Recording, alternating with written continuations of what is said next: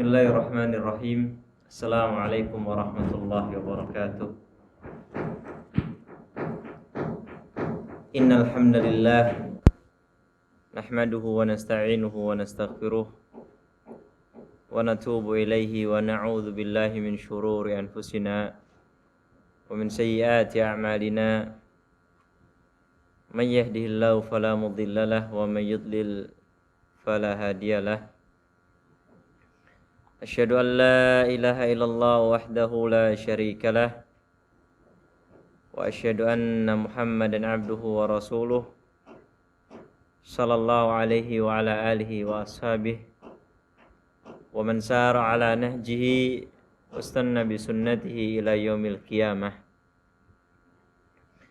Qala Allah ta'ala fi kitabil karim, ya ayyuhalladzina amanu taqullaha ittaqullaha haqqa tuqatih wa la tamutunna illa wa antum muslimun.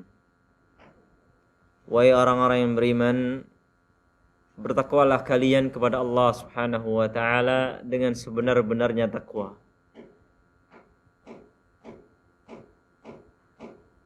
Wa la tamutunna, dan janganlah kalian meninggal dunia, janganlah kalian wafat illa wa antum muslimun, kecuali kalian dalam keadaan Islam, dalam keadaan beriman kepada Allah Subhanahu wa taala dan bertakwa kepada Allah Subhanahu wa taala. Amma ba'du, fa inna khairal kalami kalamullah wa khairal huda hudan nabiy Muhammadin sallallahu alaihi wa ala alihi wasallam wa syarral umuri muhdatsatuha wa kullu muhdatsatin bid'ah wa kullu bid'atin dhalalah wa kullu dhalalatin finnar. Kaum muslimin dan muslimat, para pemirsa dan para pendengar yang semoga senantiasa dirahmati oleh Allah Subhanahu wa taala. Para ayah, para ibu, dimanapun bapak dan ibu semuanya berada. Pada kesempatan sore ini kita masih melanjutkan bi'idznillah ta'ala pembahasan kita mengenai mendidik buah hati, yang mana pada pekan sebelumnya kita membahas masalah memilih pasangan yang soleh. Memilih, kalau seorang lelaki berarti memilih istri yang solihah, kalau seorang istri berarti memilih seorang suami yang soleh. Sebagaimana yang kita sebutkan di pertemuan sebelumnya, bahwasannya keberadaan seorang istri yang salihah, keberadaan seorang suami yang saleh itu amat sangat berpengaruh, amat sangat berpengaruh terhadap anak-anak kita nantinya. Terlebih seorang anak itu, mereka nantinya akan selalu berkumpul, akan selalu melihat tindak tanduk, ucapan, perbuatan, tingkah laku dari orang-orang yang di sekitarnya.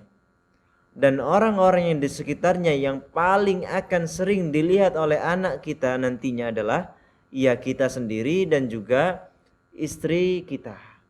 Jadi orang tua dari ibu ataupun ayah, itulah yang akan sering dilihat oleh anak-anak kita dan didengar oleh anak-anak kita. Maka kita kemarin sudah sebutkan contoh atau beberapa contoh bagaimana seorang anak itu terpengaruh oleh apa yang dilakukan oleh orang tuanya. Disebutkan kemarin bahwasannya Fatimah radhiyallahu taala anha, Fatimah anaknya Nabi Muhammad sallallahu alaihi wasallam, sangat mirip jalannya, tingkah lakunya sebagaimana yang diperbuat oleh Nabi Muhammad sallallahu alaihi wasallam. Jadi cara jalannya itu mirip. Begitu kemarin yaitu Nabiullah Yusuf alaihi salatu wasallam. Beliau memiliki rupa yang sangat tampan. Ketampanan beliau kalau dipersentase sebagaimana disebutkan oleh Nabi sallallahu alaihi wasallam, beliau memiliki ketampanan setengah dari seluruh ketampanan yang dimiliki oleh manusia. Jadi 50% ketampanan dimiliki oleh beliau, yaitu Nabi Yusuf alaihi salatu wassalam. Dan itu ternyata diantaranya adalah pengaruh dari nenek beliau, yaitu ibunda Sarah, istri dari Nabi Ibrahim alaihi wassalatu wassalam. Ya. Maka ini semuanya adalah dalil bahwasannya seorang anak ataupun cucu ataupun keturunan akan bisa terpengaruh oleh orang tuanya, kakek neneknya dan yang lain sebagainya. Maka hendaklah kita mencari pasangan yang saleh dan salihah. Kita lanjutkan masih bersama kitab Fiqhu Tarbiyatil Abna yang dikarang oleh Syekh Mustafa Al-Adawi hafizahullah taala.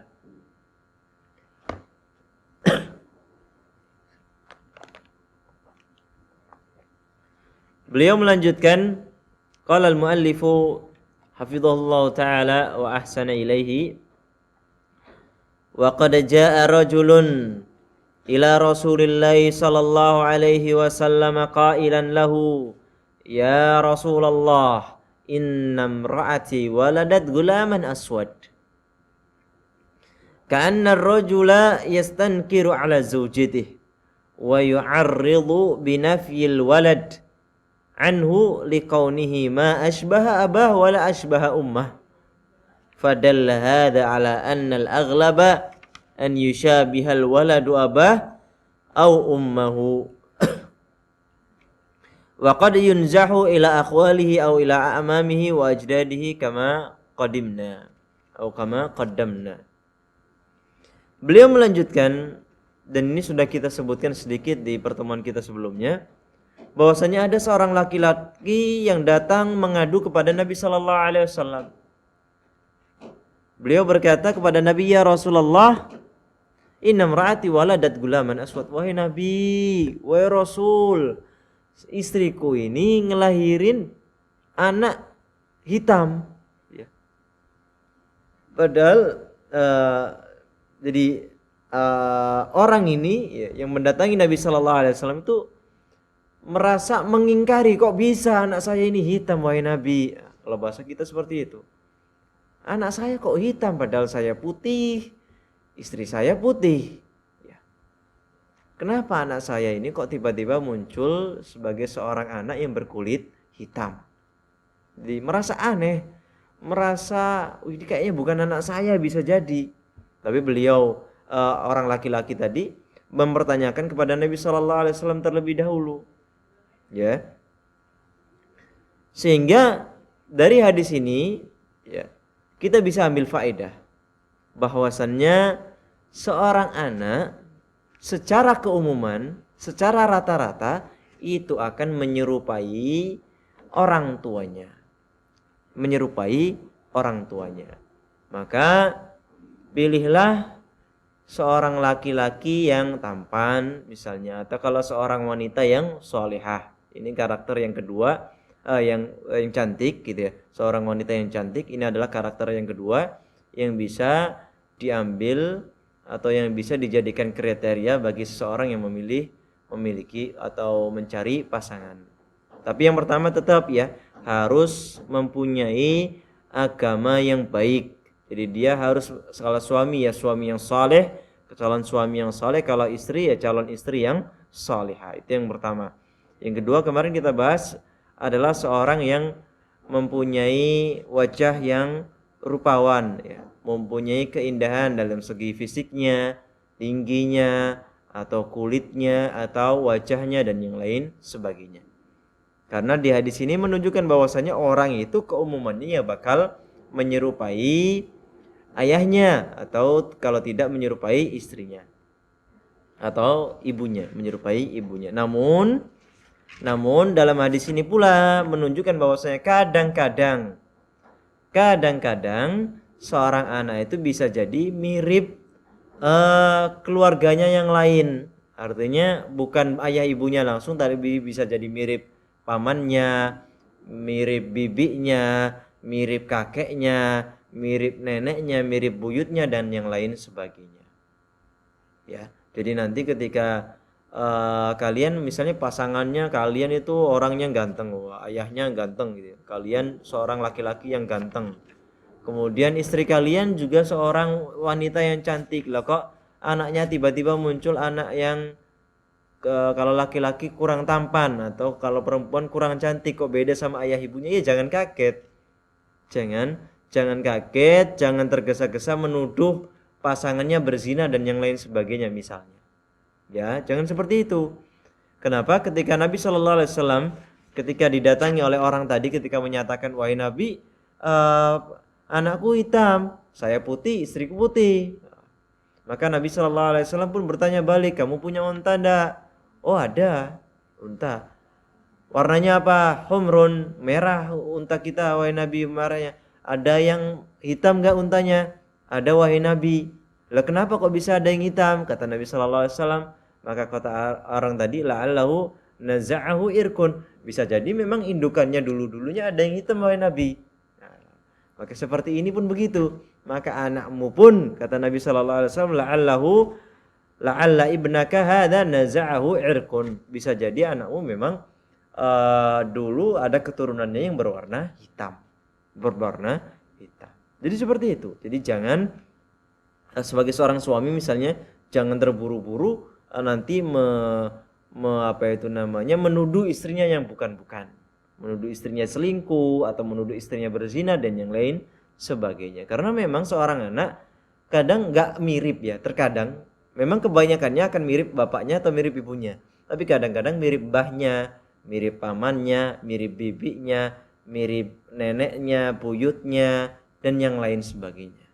Seperti itu. Taib. Itu yang kedua ya. Yang kedua. Jadi kriteria yang kedua, yang pertama kemarin kriteria yang pertama adalah agama yang baik, maka kriteria yang kedua disebutkan oleh beliau hafizallahu taala adalah kriteria keindahan atau ketampanan, kecantikan atau ketampanan. Baik, kita lanjutkan. Kriteria yang ketiga. Wala yamtani'u ayyakuna ma'ad-dini wal jamali malun kadzalika fal malu yarji'u ilal auladi biidnillahi fi aghlabil ahwal wa li ayyakuna li abnaika maskanan yaskununa fihi khairun min an yashradu wa yushattatu wa yantakilu kulla yaumin min makanin ila makan. Kemudian Syekh Mustafa Al-Adawi hafizallahu taala melanjutkan, dan tidak dilarang juga ketika tadi sudah ada agama yang baik kemudian sudah tampan atau cantik, maka boleh juga digabungkan dengan orang yang memiliki atau pasangan yang memiliki harta. Wala yamtani wa yakuna ma'ad-dini wal jamali malun. Jadi enggak apa-apa kalau soleh ya atau soleha, cantik atau tampan. Yang ketiga adalah apa? Memiliki harta. Jadi orang kaya. Jadi calon pasangan kita adalah calon pasangan yang wanita yang kaya, atau kalau perempuannya mempunyai calon pasangan laki-laki yang kaya. Lah kenapa seperti itu? Karena harta itu ya biasanya ya akan juga mengalir kepada anak-anak kita nantinya. Kalau pasangan kita kaya, maka harta tadi akan diberikan kepada anak-anak kita, sehingga anak-anak kita tidak meminta-minta ke sana kemari nantinya. Atau disebutkan di sini sehingga anak kita atau kita nanti ketika berkeluarga mempunyai tempat tinggal yang cocok ya, atau tempat tinggal yang mencukupi, sehingga tidak perlu berpindah-pindah dari satu tempat ke tempat yang lain. Kalau kaya kan nanti punya rumah, jadi ketika di tempat tinggal di situ kan nyaman daripada ketika misalnya dalam kekurangan ya, dalam hidup kekurangan, ngontrak sini, besok lagi ngontrak sana lagi, besok lagi ngontrak sana lagi, tentu akan memberikan efek juga ketika kita melakukan hal tersebut kepada anak-anak kita. Jadi dan mereka juga tentu akan merasakan ketidaknyamanan, berbeda kalau menetap di satu tempat terus menerus tanpa harus berpindah-pindah. Jadi itu kriteria yang bisa kita cari ketika kita memilih pasangan kita. Yang pertama tadi agama, yang kedua adalah ketampanan atau kecantikan, yang ketiga adalah mempunyai pasangan kita mempunyai harta atau seseorang yang kaya, seorang yang kaya. Wala yamtani'u an takuna al-ummu ma'a hadha kullihi dzata hasabin. Wa qad qala an-nabiy sallallahu alaihi wasallam tunkahul mar'atu li arba'in limaliha wa li hasabiha wa jamaliha wa li diniha fadfar bidzatid din taribat yadak. Dan kriteria yang keempat yang bisa kita peroleh juga atau yang kita bisa tambahkan ketika kita memilih pasangan yaitu adalah saleh, beragama yang baik, yang kedua adalah kecantikan atau ketampanan, yang ketiga adalah kaya, yang keempat adalah keturunan yang orang-orang yang baik atau keturunan bangsawan, keturunan orang-orang yang mempunyai kedudukan. Ini yang keempat. Jadi keturunan memiliki garis nasab yang bagus, memiliki garis keturunan yang baik, yang mulia. Ya. Ini yang keempat. Jadi kalau bisa mendapatkan kriteria pasangan yang empat ini sudah masya Allah, ini sudah sangat-sangat bagus. Istrinya misalnya ketika kita mencari calon istri, istrinya calonnya itu sholihah, wih masya Allah, ini yang paling utama ini. Ya. Yang kedua adalah dia wanita yang cantik, masya Allah. Yang ketiga adalah dia wanita yang kaya, masya Allah. Yang keempat adalah dia memiliki keturunan yang garis keturunan yang bagus. Ini sudah komplit, maka jangan ragu-ragu kalau memiliki atau mau menikahi pasangan yang model seperti ini. Begitu pula seorang istri kalau didatangi atau dilamar oleh seorang calon suami yang memiliki pasangan tadi. Pertama agamanya bagus, yang kedua dia orang yang ganteng, yang ketiga dia orangnya kaya, yang keempat dia memiliki garis keturunan yang baik, maka jangan ragu-ragu untuk menerima lamaran orang yang modelnya seperti ini. Dan patokan utamanya sebagaimana yang disebutkan oleh Nabi Sallallahu Alaihi Wasallam adalah pada agama orang tersebut. Artinya apa? Kalau dari 4 kriteria tadi, yang terakhir misalnya keturunannya, garis keturunannya tidak baik atau garis keturunannya biasa-biasa aja, keluarganya orang ya biasa-biasa aja lah misalnya, ya nggak ada masalah, masih ada 3 kriteria yang bagus. Tapi kemudian kalau seandainya yang ketiga ini dia bukan orang yang kaya, ya bukan orang yang kaya, ya nggak apa-apa kaya, nanti bisa cari harta. Yang kedua misalnya dia bukan wanita yang cantik atau bukan pria yang tampan, ya nggak ada masalah juga. Nggak ada masalah. 3 ini tambahan ya, tambahan kriteria sebagai tambahan. Tapi yang paling utama adalah seorang pasangan kita pastikan dia adalah seseorang yang beragama yang baik. Bisa ditanyakan dari teman-temannya, bisa ditanyakan dari guru-gurunya, bisa ditanyakan kepada misalnya dia adalah seorang pengajar, ditanyakan kepada murid-muridnya. Kalau dia seorang pegawai, ditanyakan kepada bosnya. Kalau dia seorang bos, ya ditanyakan kepada para pegawainya, bagaimana akhlaknya, bagaimana agamanya, bagaimana sholatnya, bagaimana dia menjaga jamaahnya, dan yang lain sebagainya. Ya bisa ditanyakan kepada orang-orang sekitarnya. Seperti itu. Maka kalau seandainya dia adalah seorang yang beragama yang baik, maka 3 itu adalah nilai plus. Kalau ada 3 tadi semuanya, maka sangat-sangat sempurna. Nabi Muhammad SAW bersabda, tunkahul mar'atu li arba'in. Wanita itu biasanya dinikahi gara-gara 4 kriteria berikut.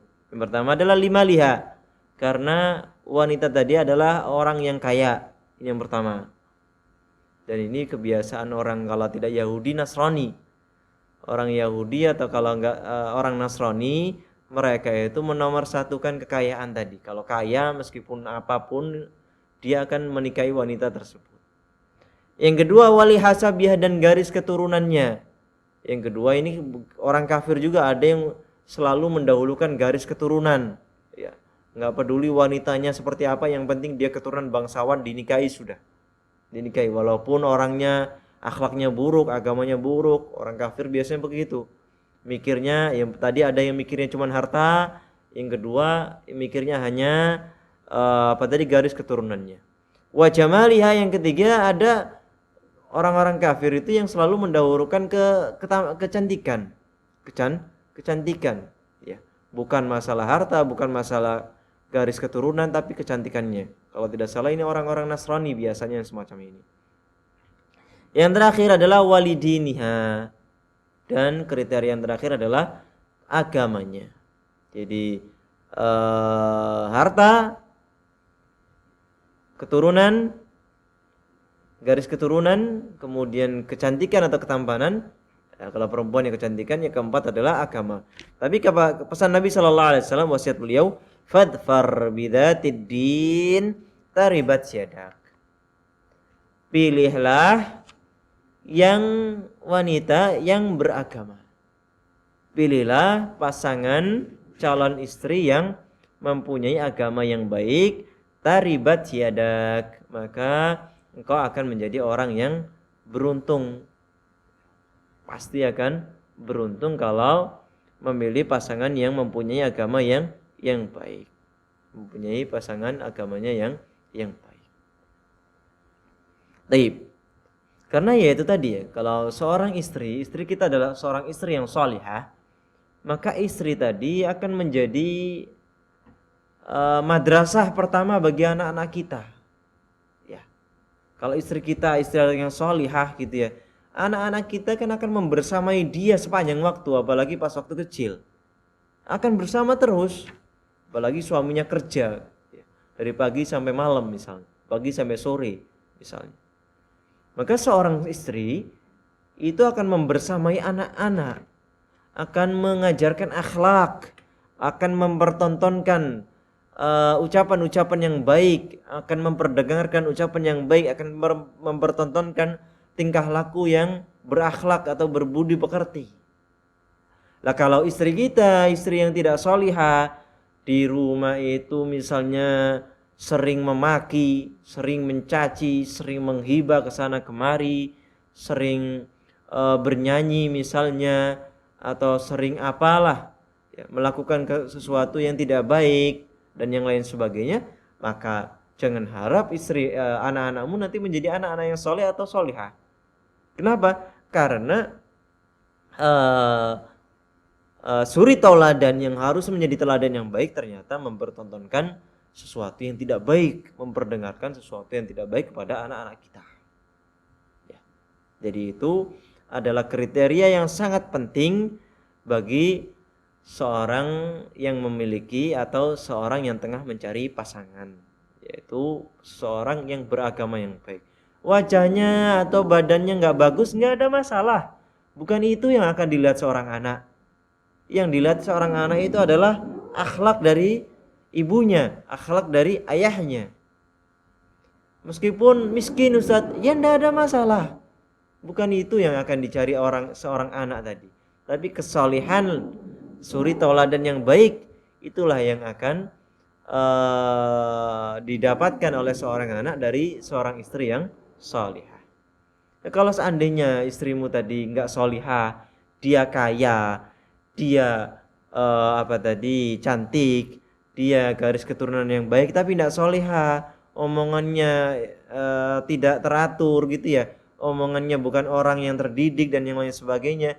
Kalian sendiri saja, jangankan anak, suami saja nanti nggak bakal betah.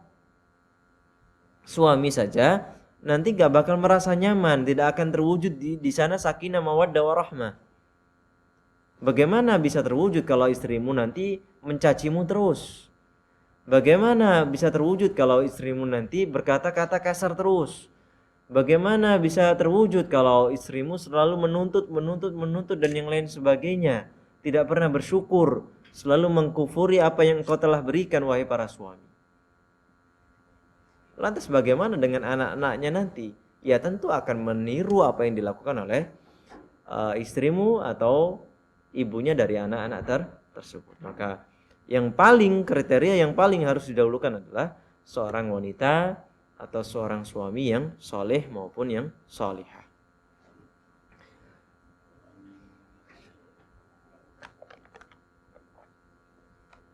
Beliau melanjutkan, wa ya habbadha law dhafirta bi zawjatin qurasyiyatin salihatin fahunna khairu nisa'in raqibnal ibil wa indahunna fil ghalibi minal hanani 'alal atfal war ri'ayati lil azwaj ma laysa 'inda ghairihin liqauli Rasulillah sallallahu alaihi wasallam khairu nisa'in raqibnal ibila salihu nisa'i Quraisy ahnahu ala waladin fi sigharih wa ar'ahu ala zaujin fi dhati yadihi.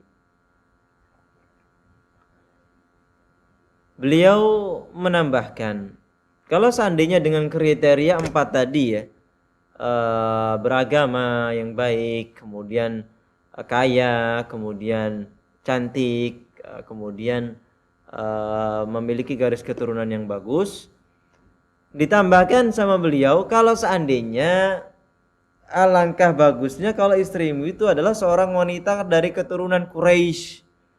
Ya, ini kalau bagi orang yang tinggal di atau orang-orang Arab masih mungkin ya. Tapi kalau orang-orang Indonesia untuk menikahi, jangankan orang Quraisy ya, menikahi seorang wanita yang Arab saja itu sudah susah. Jangankan mereka menikahi orang Arabiah yang masih gitu ya, masih asli gitu ya. Menikahi seorang Arab yang sudah lama tinggal di Indonesia, berbahasa Indonesia, bahkan lupa dengan bahasa Arab pun kadang masih susah bagi orang yang tidak keturunan Arab. Ya. Apalagi dengan mahar yang sangat mahal biasanya, seperti itu. Tapi beliau di sini secara umum, karena beliau ini kan aslinya berada di Mesir, dan Mesir itu juga termasuk negara yang mayoritas penduduknya juga orang-orang Arab. Ada yang orang Arab juga, ada orang Kipti asli Mesir dan yang lain sebagainya. Tapi orang Arab yang masih ada di sana, gitu ya. Orang-orang keturunan Arab juga masih ada di sana. Maka beliau mengatakan kalau seandainya istrimu tadi setelah mencukupi, setelah ada 4 kriteria itu ada padanya, kalau bisa plus dia itu keturunan orang Quraisy, artinya dia orang Quraisy ya, orang wanita Quraisy ya. Kenapa? Karena wanita Quraisy itu diberikan keistimewaan ya, sebuah dalil dari Nabi Shallallahu Alaihi Wasallam bahwasanya wanita Quraisy itu memiliki keistimewaan tersendiri di antara wanita-wanita Arab yang lain. Jadi beliau Shallallahu Alaihi Wasallam bersabda yang kita baca tadi, khairu nisa'in raqibnal ibila salihun nisa'i Quraisy. Sebaik-baik wanita yang menunggangi unta, artinya orang Arab ya. Maksudnya di sini yang beliau maksudnya adalah wanita Arab terbaik ya adalah wanita Quraisy, kata beliau Shallallahu Alaihi Wasallam. Wanita terbaik dari kalangan orang Arab adalah wanita Quraisy. Kenapa? Alasannya kenapa yang membuat wanita Quraisy itu mulia atau terbaik? Beliau mengatakan ahnahu ala waladin fi sigharihi. Karena wanita Quraisy rata-ratanya ya, mereka itu sangat sayang kepada anak-anaknya. Sangat sayang kepada anak-anaknya ketika anak-anaknya masih kecil. Wa ar'ahu ala zaujin fi dhati yadihi, dan wanita Quraisy itu bisa mengayomi suami-suaminya atau bisa menjaga amanah apa yang ada pada tangan suaminya, apa yang dimiliki oleh suaminya. Jadi wanita Quraisy itu punya keistimewaan ya, dia bisa merawat suaminya dengan baik dan dia adalah wanita yang paling sayang kepada anaknya. Inilah yang disebutkan oleh Nabi Sallallahu Alaihi Wasallam. Lah kalau seandainya kamu wahai para wanita bukan keturunan Quraisy misalnya, maka bisa menjadi wanita terbaik dengan mencontoh apa yang sifat yang dimiliki oleh wanita Quraisy. Ya apa? Ahnahu ala waladin sayang kepada anaknya. Sayang kepada anaknya. Kalau engkau jadi wanita atau jadi seorang istri, jadi seorang ibu nantinya, maka salah satu kriteria wanita yang bagus adalah dia sayang kepada anaknya. Maka jadilah engkau seorang ibu yang sayang kepada anak-anakmu. Yang sayang kepada anak-anakmu. Yang kedua, jadilah engkau seseorang yang bisa merawat suaminya dengan baik. Inilah dua sifat yang menjadikan wanita Quraisy lebih istimewa dibandingkan wanita-wanita Arab yang lainnya. Memiliki dua kriteria tersebut, sayang kepada anak-anaknya dan bisa merawat suaminya. Jadi kalau kalian, saya bukan wanita Quraisy, gimana? Bisa dicontoh sifat-sifat yang dimiliki oleh wanita Quraisy tersebut. Sayangi anak-anakmu dan rawat suamimu dengan baik. Ya, dan rawat suamimu dengan baik. Anak-anaknya disayang, dididik dengan sabar, dididik dengan lembut, dididik dengan penuh kelembutan, penuh kasih sayang, dengan ucapan-ucapan yang lembut, jangan dimarahin dan yang lain sebagainya. Tapi itu semua tentu tidak menafikan ketegasan dari orang tua. Tidak menafikan ketegasan dari orang tua. Lembut boleh, tapi kalau lembek jangan. Artinya apa? Kita lembut iya, tapi harus tetap tegas. Harus tetap tegas. Kemudian kriteria yang kedua, seorang wanita yang baik adalah seseorang yang pintar atau pandai merawat suaminya. Jadi suaminya dirawat, diopeni kalau bahasa Jawa ya, diopeni, dirawat, kebutuhannya apa, kekurangannya ditambal dan yang lain sebagainya. Itu adalah tugas seorang wanita agar menjadi seorang wanita yang baik.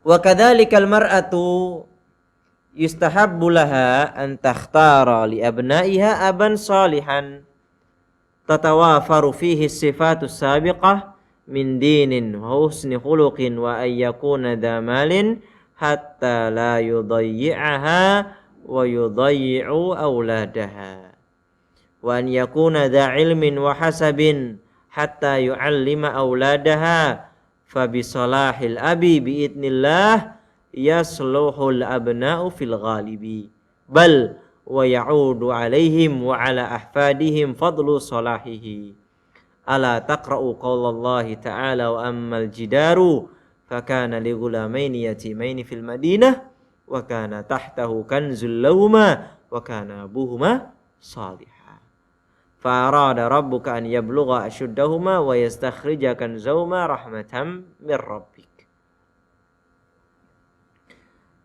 Dan begitu pula bagi seorang wanita, maka disunnahkan bagi wanita, dianjurkan pula bagi seorang wanita untuk memilih pasangan, yaitu calon suaminya, sebagaimana sifat-sifat atau kriteria-kriteria yang sudah kita baca dari tadi, yaitu cari, ya wahai seorang wanita, ya, yang akan memilih pasangan suami atau memilih seorang suami, calon suami, maka kedepankan juga 4 kriteria tadi, terutamanya adalah pertama masalah agamanya.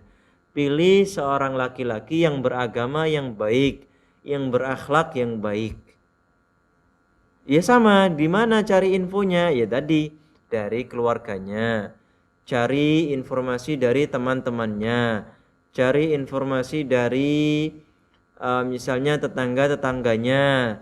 Cari informasi di mana biasanya dia sholatnya dan yang lain sebagainya. Ya, dengan informasi-informasi tersebut akan diketahuilah siapa yang nanti bakal menjadi pasangannya atau bakal menjadi calon suaminya. Yang calon suami tadi akan, kalau sudah menjadi suami, akan menjadi calon dari akan menjadi ayah dari calon anak-anaknya nanti. Ya, seperti itu. Dan juga ditambahkan kriteria yang lain, contohnya yang tadi, damal, mempunyai harta, artinya seorang laki-laki yang kaya, sehingga nanti tidak menelantarkan istrinya dan tidak pula menelantarkan anak-anaknya. Tapi ya, Kalau laki-laki tadi sudah mempunyai agama yang baik, maka pasti dia tidak akan menelantarkan istrinya dan tidak akan pula menelantarkan anak-anaknya. Kalau dia sudah memiliki pondasi, yaitu berupa agama yang baik. Karena seseorang yang beragama yang baik tidak akan menelantarkan keluarganya. Dan juga ditambahkan kriteria yang lain, misalnya yakuna dza ilmin wa hasabin. Seorang laki-laki tadi seseorang yang tampan misalnya, atau juga seorang laki-laki calon suami tadi adalah mempunyai ilmu. Ya. Jadi nanti dia bisa mengajarkan ilmu kepada istrinya, atau bisa juga mengajarkan ilmu kepada anak-anaknya nantinya. Wahasabin, dan juga seorang pasangan suami, ya, calon suaminya adalah seorang laki-laki yang memiliki garis keturunan yang baik. Ini juga bagus. Tapi tetap intinya adalah di agamanya. Jadi nggak kaya nggak apa-apa, nggak ganteng nggak apa-apa, nggak memiliki garis biru keturunan darah biru nggak apa-apa, ya. Tapi intinya adalah dia harus beragama atau memiliki agama yang bagus, memiliki agama yang kokoh, memiliki agama yang baik, memiliki akhlak yang mulia. Kenapa? Dengan kesalihan seorang ayah itu akan menular kepada anak-anaknya, sehingga anak-anaknya akan menjadi anak-anak yang soleh dan solihah. Bahkan nggak sampai anak-anaknya saja, kebaikannya tadi, kesolehannya tadi akan menular ke cucu-cucunya dan keturunan-keturunannya yang lain. Sebagaimana kita baca kemarin di dalam ayat yang kita pernah baca sebelumnya, kita bahas bahwasanya ketika itu Nabi Khidir dan juga Nabi Khadir dan Nabi Musa alaihi wassalatu wassalam pernah mendirikan tembok yang mau rubuh ditegakkan lagi. Sehingga Nabi Musa bertanya, kenapa kamu nggak minta jamuan atas balasan menegakkan tembok yang bakal rubuh tadi? Dijelaskan oleh Nabi Khidir, wa ammal jidaru, adapun masalah tembok yang mau rubuh tadi, fakana li ghulamaini yatimaini fil Madinah. Tembok tadi itu adalah tembok punya dua orang anak yatim di kota tersebut. Dan di bawah tembok tadi itu ada harta peninggalan orang tuanya yang menjadi warisan bagi kedua anak yatim tersebut. Wa kana abuhuma sholihah, dan alasan kenapa harta tadi dijaga oleh Allah Subhanahu wa taala sampai jauh-jauh mengutus Nabi Khidir dan Nabi Musa untuk memperbaiki tembok tadi. Wa kana abuhuma sholihah, alasannya adalah karena orang tuanya adalah orang tua yang soleh. Ayahnya atau kakeknya adalah seorang yang soleh, sehingga dengan alasan itulah Allah Subhanahu wa taala menjaga harta anak tadi. Fa'arada rabbuka an yablugha ashuddahuma wa yastakhrija kanzahuma rahmatan mir rabbik. Oleh karena itu temboknya ditegakkan agar hartanya tidak keluar, agar hartanya tetap terjaga, dan Allah Subhanahu wa taala menginginkan sampai anak-anak tadi menjadi anak yang dewasa, baru hartanya nanti akan dikeluarkan oleh Allah Subhanahu wa taala untuk kedua anak yatim tersebut sebagai bentuk kasih sayang Allah kepada mereka berdua. Jadi itu adalah salah satu bentuk bagaimana seorang orang tua yang saleh, baik ayah maupun ibu, itu akan berefek pula kebaikannya kepada anak-anak kita dan cucu-cucu kita. Kemudian beliau melanjutkan, wa qad qala an-nabiy sallallahu alaihi wasallam, innama matsalul jalisis salih wal jalisis su' kahamilil miski wa nafikhil qir. Fahamilul miski imma an yuhdika wa imma an tabta'a minhu wa imma an tajida minhu rihan tayyibatan. Wa nafikhul kir imma an yuhriqa thiyabak wa imma an tajida rihan khabisatan. Dan juga sabda Nabi sallallahu alaihi wasallam, beliau menyebutkan masalah perumpamaan kawan yang baik dengan kawan yang buruk. Ini hadisnya sangat terkenal, insyaallah banyak yang mengetahuinya. Kata Nabi sallallahu alaihi wasallam, kawan yang baik itu bagaikan penjual minyak wangi. Kawan yang buruk itu bagaikan tukang pandai besi. Ini Nabi sallallahu alaihi wasallam bukan untuk menjelekkan tukang pandai besi ya, namun beliau cuman memberikan perumpamaan sehingga bisa lebih dipahami oleh para sahabatnya. Loh, kok bisa kawan yang baik itu seperti penjual minyak wangi? Kok bisa kawan yang buruk itu seperti tukang pandai besi? Kawan yang baik tadi seperti penjual minyak wangi. Kalau kawanmu itu seperti penjual minyak wangi itu bisa saja memberikan hadiah berupa minyak wangi. Dia akan memberikan hadiah berupa kebaikan kepadamu. Ya. Atau bisa saja anta beta aminu, kamu akan membeli minyak wangi darinya karena kawanmu penjual minyak wangi, kamu akan membeli minyak wangi darinya. Artinya apa? Kamu bisa mengambil faedah kebaikan dari temanmu yang baik tadi. Wa imma anta jida minhu rihan tayyibatan. Kalau kamu nggak bisa mengambil faedah atau kamu nggak bisa diberikan faedah, maka minimalnya kamu bisa membau bau yang baik. Kamu akan tertular dengan sendirinya. Nggak dikasih kebaikan, nggak pula kamu ngambil kebaikan, tapi otomatis kamu akan tercium kebaikan dari kawan yang baik tersebut. Ini kalau kawannya kawan yang baik. Tapi kata Nabi sallallahu alaihi wasallam, kalau kawan yang buruk dia kayak tukang pandai besi.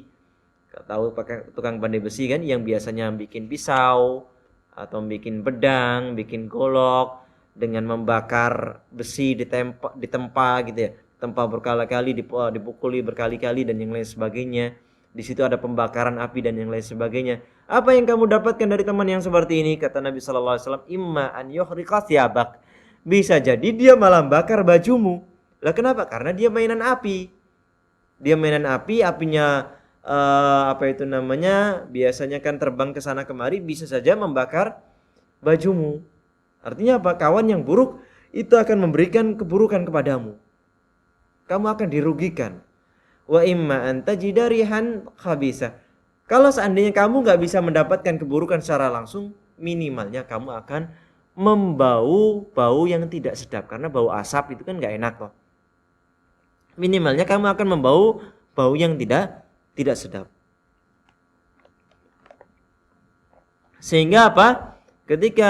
Kalau dalam pertemanan berarti kalau kamu nggak mendapatkan keburukan secara langsung, maka kamu akan mendapatkan keburukan secara tidak langsung. Misalnya kawanmu buruk, kawanmu adalah pencuri.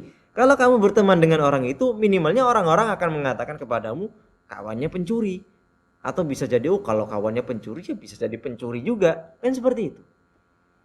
Padahal secara tidak langsung kamu tidak mendapatkan keburukan dari kawan yang buruk tadi.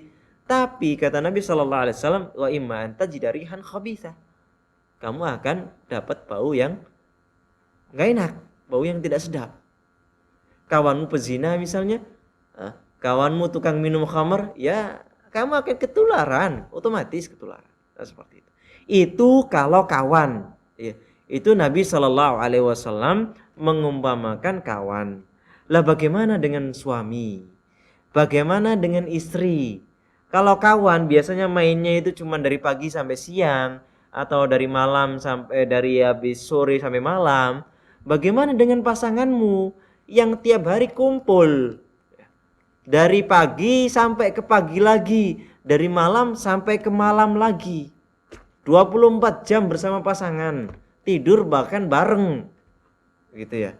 Tidur bahkan bersama dalam satu ranjang. Tidurnya, hidupnya bersama dalam satu rumah, dalam komplek yang dalam lingkungan yang sangat sempit. Lah kalau pasanganmu buruk, maka itu sangat jauh lebih buruk ketimbang teman yang buruk. Ya. Kalau pasanganmu soleh, maka itu sangat jauh lebih baik daripada teman yang soleh. Jadi kalau pasanganmu itu buruk, ya keburukannya itu sangat jauh lah. Kenapa? Karena kita kumpulnya sama pasangan itu selalu gitu ya. Lebih apa itu namanya, pertemuannya itu jauh sangat besar, sangat sering daripada bertemunya kita dengan kawan kita. Kalau kawan kita saja diumpamakan Nabi seperti tukang pandai besi, lah apalagi pasangan yang buruk. Itu sangat jauh lebih buruk daripada tukang pandai besi tadi. Ya. Wazzaujatu aktsarun nasi mujalasatan laka. Fahal tarda an takuna zaujatuka kanafikhil kir alladhi yuhriku thiyabaka daiman. Maka beliau melanjutkan, dan pasanganmu, istrimu itu sangat lebih engkau bergaul dengannya. Engkau duduk dengannya itu lebih banyak daripada temanmu. Maka apakah kamu rela? Apakah kamu ridha? Apakah kamu senang kalau pasanganmu itu seperti tukang pandai besi yang selalu membakar pakaianmu tiap hari? Selalu membakar pakaianmu tiap waktu, selalu memberikan keburukan padamu tiap detik. Enggak hanya tiap jam, enggak hanya tiap menit, bahkan tiap detik akan membakar pakaianmu, akan memberikan keburukan kepadamu. Kamu suka? Apakah kamu ridha dengan yang seperti ini? Ya. Apalagi kalau kata orang Jawa, pasangan itu adalah garwo gitu ya. Sigarane nyawa, ya. Belahan jiwa kalau kata orang Indonesia. Saking apanya? Saking tidak bisa lepasnya sehari-hari berdua terus kemana-mana.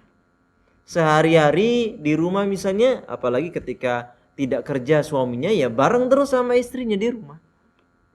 Dari pagi sampai ke pagi lagi. Lah, kalau seandainya pasanganmu adalah pasangan yang buruk seperti pandai besi, kata Nabi SAW, apakah kamu suka kalau dia bakar pakaianmu tiap hari? Kalau nggak bakar tiap hari pakaianmu, minimalnya dia adalah memberikan aroma yang busuk, aroma yang tidak sedap. Apakah kamu suka kalau pasanganmu seperti itu? Hal tuhibbu an tajida min zaujatika ar-rihal khabisata daiman. Kamu suka enggak kalau seandainya pasanganmu itu mengeluarkan bau yang tidak sedap terus? Ini bau tidak sedap adalah perumpamaan. Artinya suka enggak kalau kamu lihat kamu nggak bakal mendapatkan keburukan dari pasanganmu. Pasanganmu nggak bakal berani memberikan kejelekan kepadamu. Ya sudah. Tapi minimalnya kamu akan mendapatkan bau yang tidak sedap. Misalnya dia nanti wajahnya murung terus misalnya. Atau dia wajahnya atau mulutnya itu mengeluh terus. Ya. Atau dia itu menampakkan akhlak-akhlak yang buruk terus. Ya. Tentunya lama-kelamaan itu akan membakar pakaian. Wa kadzalika zaujah. Begitu pula seorang istri. Hal tarda an yajliba ilaiha zawjuha kulla yawmin haraik tuhriqu siyabaha bal wa tuhriqu badanaha wa taqta'u kabidaha fa zawjuha aktsaru jalisin laha wa in kana ghaira salihin fa huwa bimathabati nafikhil qir bal huwa wallahi ashaddu min dhalika fa dararuhu fil akhirati 'azim wa syarruhu mustatirun 'alaiha fi diniha wa dunyaha faltahris kullu imra'atin 'ala zawjin salihin wal yahris kullu zawjin 'ala imra'atin salihatin wa da'u syaririna li ba'dihimul ba'd fahum aula bi ba'din wa ahlul imani aula bi ba'din qala Allah ta'ala al khabithatu lil khabithin wal khabithuna lil khabithat wat tayyibatu lit tayyibin wat tayyibuna lit tayyibat ulaika mubarrauna mimma yaqulun lahum mahfiratun wa rizqun karim. Beliau melanjutkan, begitu pula seorang istri. Apakah kamu ridha kalau pasanganmu itu membakar pakaianmu terus menerus tiap hari? Karena pasangannya pasangan yang buruk, suaminya suami yang buruk. Suami yang akhlaknya buruk, akhlaknya keji, bahkan perilaku keji misalnya. Kamu seneng enggak, wahai istri? Kamu seneng enggak, wahai wanita? Kamu seneng enggak, wahai pemudi? Kalau pasanganmu nanti adalah pasangan yang selalu membakar pakaian. Bahkan kata beliau, enggak hanya pakaian, membakar badanmu, membakar atau memotong-motong jantungmu. Saking buruknya apa yang dilakukan oleh pasangan. Kamu seneng enggak? Kamu ridho enggak? Seperti itu. Karena pasangan itu adalah yang selalu membersamai istrinya tadi. Suami nanti ya sama istrinya terus. Suami tadi, kalau seandainya suami yang buruk, maka dia sama saja seperti peniup atau tukang pandai besi tadi, yang sebagaimana yang disabdakan oleh Nabi Sallallahu Alaihi Wasallam. Bahkan kata beliau, kata mu'alif di sini, bal huwa wallahi asyaddu min dalika. Bahkan demi Allah, suami yang buruk, suami yang tidak beragama yang baik, itu lebih parah madorotnya, lebih parah kejelekannya daripada teman saja. Kalau teman yang buruk itu bisa membawa keburukan bagi temannya yang lain, maka suami sangat jauh lebih bermadarat bagi istrinya. Maka wahai para suami, wahai para istri, ya, cari pasangan yang soleh. Meskipun gak tampan gak apa-apa, meskipun gak kaya gak apa-apa, meskipun gak bergaris keturunan yang baik gak apa-apa, yang penting dia adalah seorang lelaki yang soleh. Kenapa? Karena bahayanya seorang lelaki yang busuk ya akhlaknya, yang buruk akhlaknya, itu akan meliputimu baik di dunia atau bahkan di akhiratmu nanti. Ya. Maka hendaklah para wanita cari pasangan yang soleh. Maka hendaklah para istri, ya, para wanita cari pasangan atau calon suami yang baik. Begitu pula sebaliknya, seorang laki-laki ya cari pasangan yaitu calon istri yang solihah. Cari calon istri yang solihah. Dan biarkan yang buruk-buruk, biarkan dapat pasangan yang buruk. Ya. Karena ya namanya wanita yang buruk ya dapatnya lelaki yang buruk. Wanita yang jelek ya dapat lelaki yang jelek akhlaknya.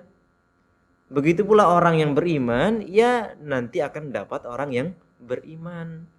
Orang yang soleh ya pantasnya sama yang solihah, yang solihah pantasnya sama yang soleh, sebagaimana Allah Subhanahu wa taala berfirman, al-khabithatu lil khabithin.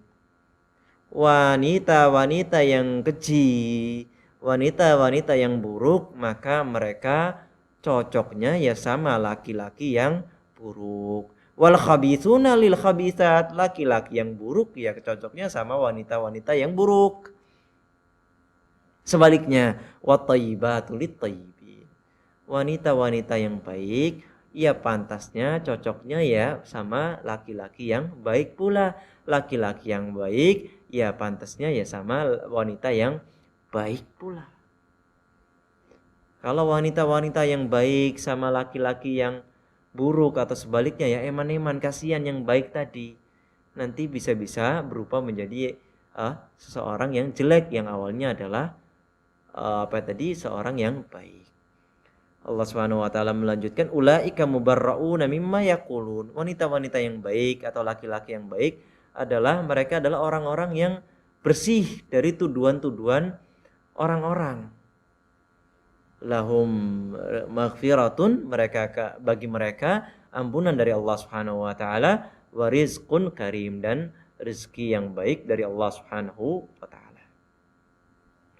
Jadi ini apa yang kita pelajari pada saat ini, yaitu hendaklah seorang suami, hendaklah seorang laki-laki mencari pasangan atau calon istri yang salihah. Ini yang harus ada pada calon istrinya.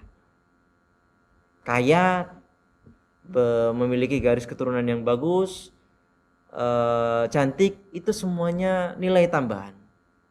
Sebaliknya wahai para pemudi atau para wanita, cari pasangan yang